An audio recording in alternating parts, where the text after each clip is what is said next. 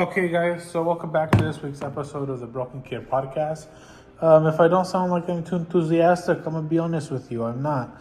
'Cause I don't want to make this episode of this podcast because honestly, I like to keep it real with you guys as much as I can. And I've been doing that for a long time. And this episode, let's just say, I don't want to do that, okay? Because this week's episode is a little traumatic because it's about the time that I almost got trapped at the Chuck E. Cheese restaurant.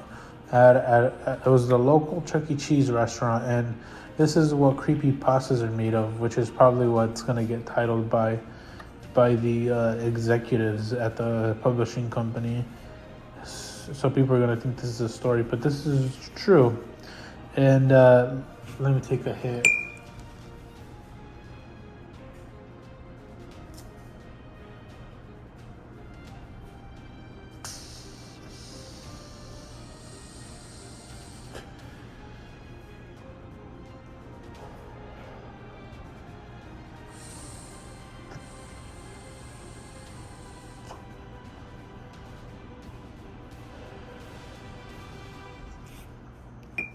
Anyhow, like I was saying, it was back when I was like 8 years old. It was at my local Chuck E. Cheese. So my parents. This was when my dad was alive. This was before he died in the Vietnam War. But anyhow, my parents ended up signing up for the early presentation waiver, where essentially you get to be the part of the few selected to be their opening day. So there was about 50 of us, so it wasn't very crowded, so it was nice. But I had marked it on my calendar, and I was so excited. And I remember telling everyone, and I was the only kid who got the tickets at the time. But, I go around telling everybody, I got the tickets, and look at me, wouldn't you want to fuck me in the ass and all this shit. And, I started becoming kind of hated around the town because I was known as the kid who had it all.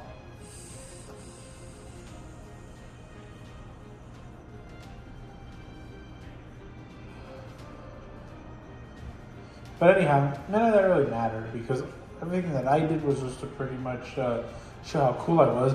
So, I get ready. I'm counting down the days on the calendar. It's supposed to be on a Saturday. So the Friday leading up to it, I, of course, plug my pubes. I shave. I brush my teeth. I shower. I get a haircut. I goon. I do all this shit. I get ready. I wake up on Saturday. Everything feels normal.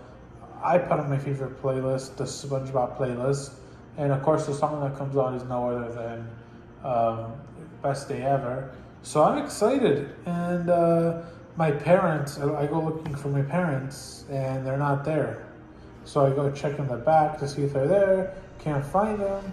I decide to go look for my dog because it's awfully quiet, and much to my surprise, both of the dogs are dead.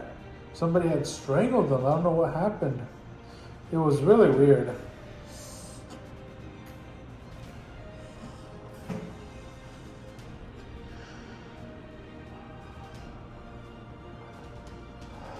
And anyhow, if you hear pauses, it's because I'm taking a smoke break from the good old, Jewel or whatever the hell they call it.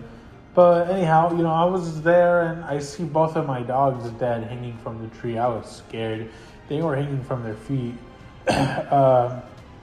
That's when I decided to go back in and I call absolutely nobody because I realized that I was actually quite lonely and I don't have anyone except for my parents. So I go ahead and I call my mom, and that's when she picks up and she says, "Hello? Hello?" And I thought it was really weird that she was saying that because I thought she would recognize my voice. And I said, "Hello, Mom." And she's like, "Who is this?" And I tell her it's me. She's like, "What? Stop playing around. You're right in front of me." And I said, "What are you talking about? I'm here at home. Where are you?" She said, "Stop playing. I saw you a minute ago. Right here, you guys took a picture of you with Chuck E. Cheese, the mascot." And that's when I said, "Mom," and I yelled, "Mom," and it cut off.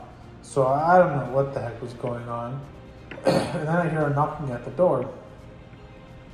So I decided to go, And before that happens, my mom and my dad walk in. So now I'm really confused.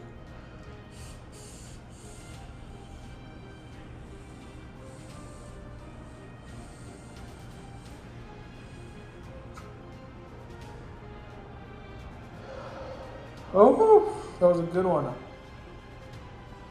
So I, of course, I'm freaked out. I sit to have dinner, and I'm kind of, I'm treating them like aliens. I don't know what the hell's going on. I'm scared. My nuts are in my stomach. I pretty much have a clitoris at this point. I'm not lying.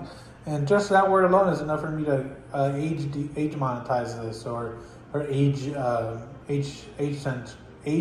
sensitize it, where only 18-year-olds can watch this. And I was scared. So I, of course, have dinner. About 3 hours go by. They finally leave for Thursday bingo night, which screams major virgin energy for parents. Anyhow, that's when I decide to quickly go down to the basement. And it's locked, but I push my way, and finally it opens, and I see a glowing green light. I'm scared. I don't know what the hell this is,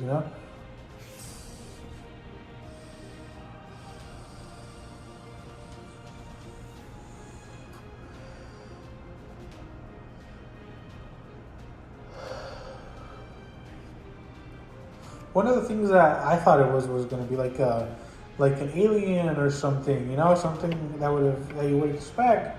So what is it? I open it, and it's none other than like, you're not gonna believe this, but it was a space tube.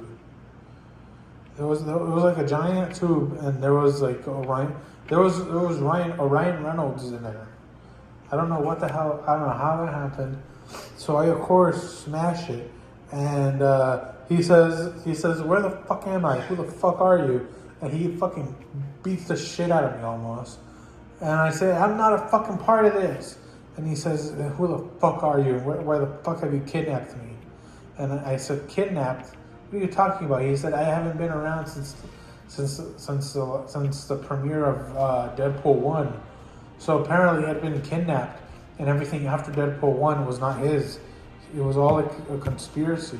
So like apparently all that stuff they do with Avril Lavigne, where they kind of like, they kill these people off or kidnap them and replace them with robots. It's true. That's why all of Ryan Reynolds' movies from about 2012, Deadpool came out in 2015-ish, 2016, 2015, yeah, or 2014 maybe.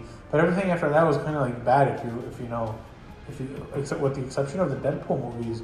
But it's really weird how everything except those three movies from that point onward were bad, and that explains the feud with Justin Baldoni, how he married that blonde bitch, and how he had already been married to her, but I'm sure him being a robot didn't help. But he explains this to me, and I try to help him get out, and he says, "Do you not know about how to get out of here? That's not how you get out." He said, and I said, "What are you talking about?" He said, "You need to have the magic spoon that the scientist holds." And I said, "Who the fuck is the scientist?" And she said that it was a woman. He said that it was a woman who wears a dress and has a certain hairstyle. And I said, "That sounds a lot like my mom. Does she wear these glasses?" And he said, "Yeah." And Ryan Reynolds said, "Yeah." So I knew that that he was onto something. So I believe him, and he makes me hide. He pretends that the tube shattered so that I can see when my fake mom goes down. I could see the spoon that he's talking about, and of course she comes down. She's mad. I see the spoon, so I take it, and she puts him in a cage. But she doesn't lock it because it's Ryan Reynolds, so she's not threatened. But it's really weird because, I show him the spoon, we go, and we insert the spoon into the door, and we see our actual bodies being connected to computers. So, of course, what I do is we both enter our real bodies, and we enter the real domain.